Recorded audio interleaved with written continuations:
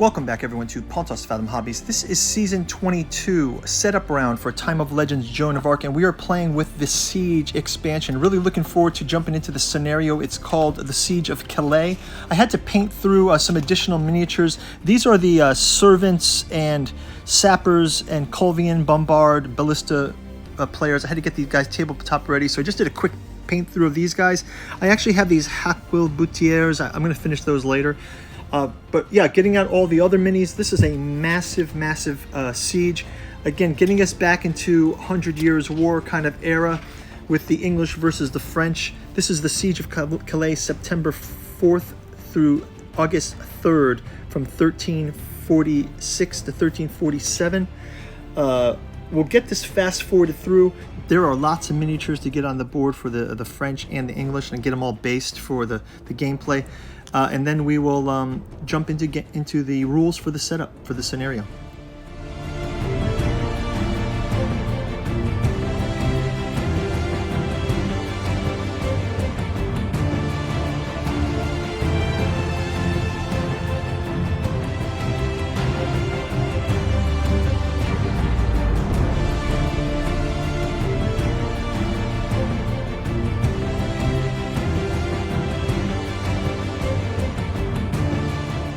This game is taking up the whole tabletop, so we're going to have to use all of our player boards off screen for this game. I did do a rules review if you guys want to go back and check that out too. We went through the Siege expansion rules review. It adds some new mechanics that we can jump into, but we'll do a quick flyover of the board and then jump into the setup.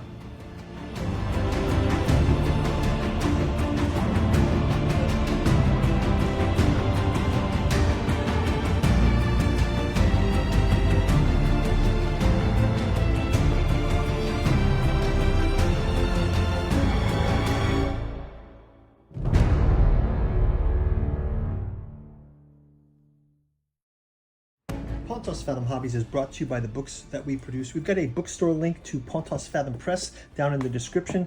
You can check out books like The Esoteric Dragon Mysteries, Decoding the Dragon Symbol, and Myth and Occult Traditions. This is volume 4 of our podcast series from our sister channel, Pontos Fathom Press. You can go check out our podcast there. We've also got Tales of the Yellow Sign, King in Yellow, and Lost Carcosa in the Yellow Sign, 2-volume set.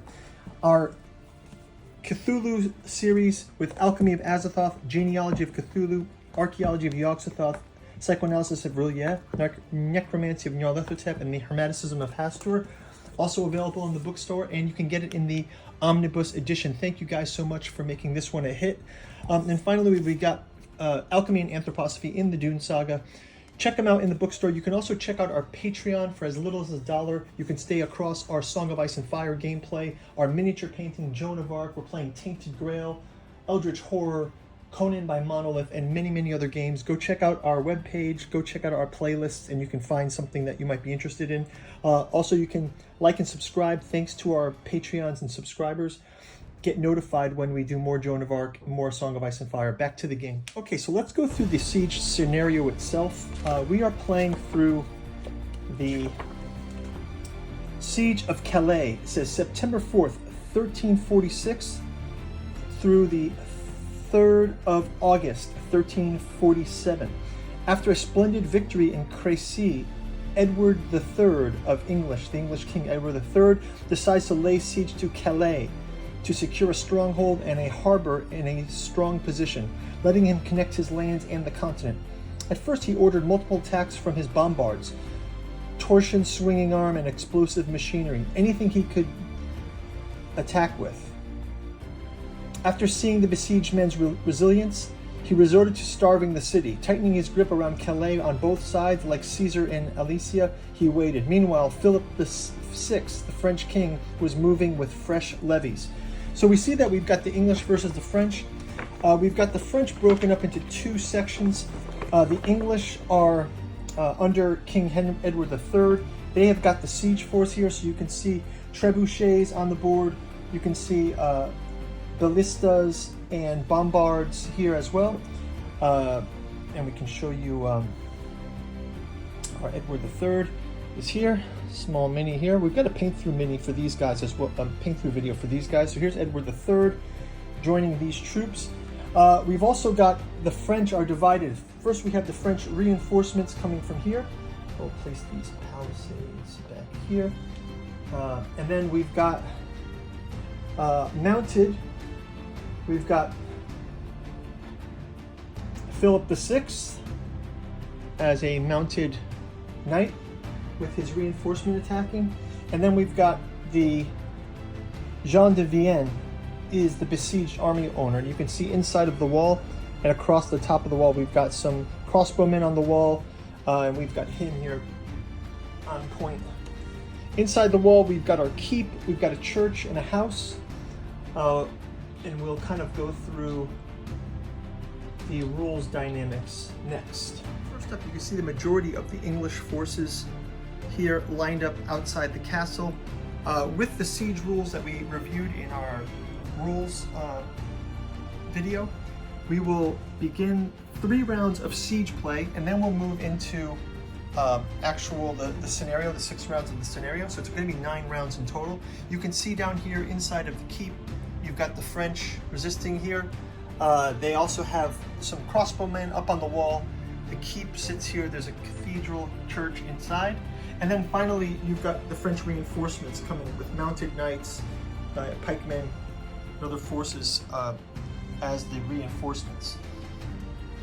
Okay, let's go through in more detail the different forces. Let's start out with Edward III's forces, the sieger. We've got Edward III himself.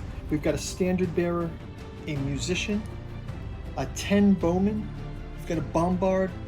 We've got 2 trebuchets and 2 ballistas. We've got several pavés shields. We've got a battering ram that'll probably aim for the main gate. We've got sergeant-at-arms, volunteers, sappers, and foot knights to make up the English siege forces. For the French inside the wall, you've got Jean Vienne, crossbowmen, provincial militia, foot knights, and pikemen.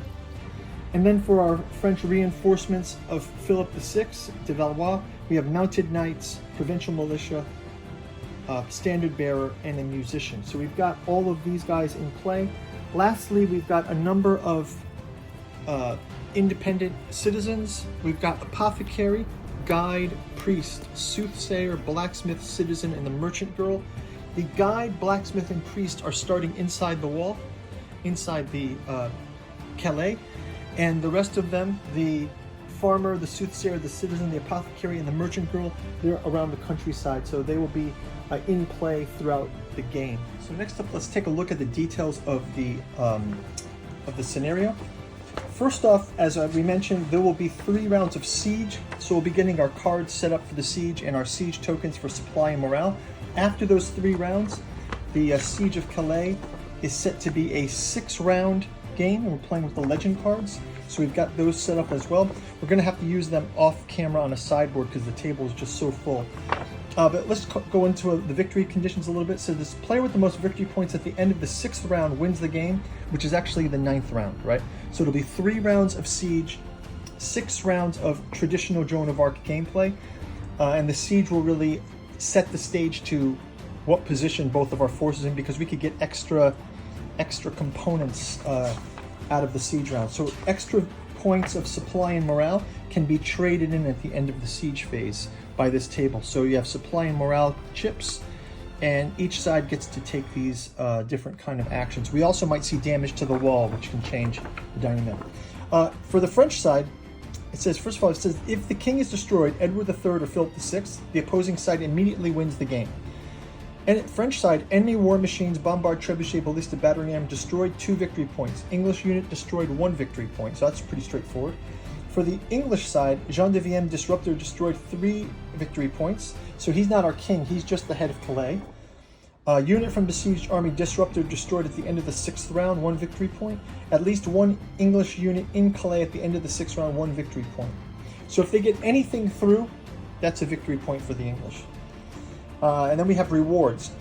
1 experience for enemy infantry unit destroyed, 2 for each cavalry unit machine destroyed, and 3 for each enemy character destroyed.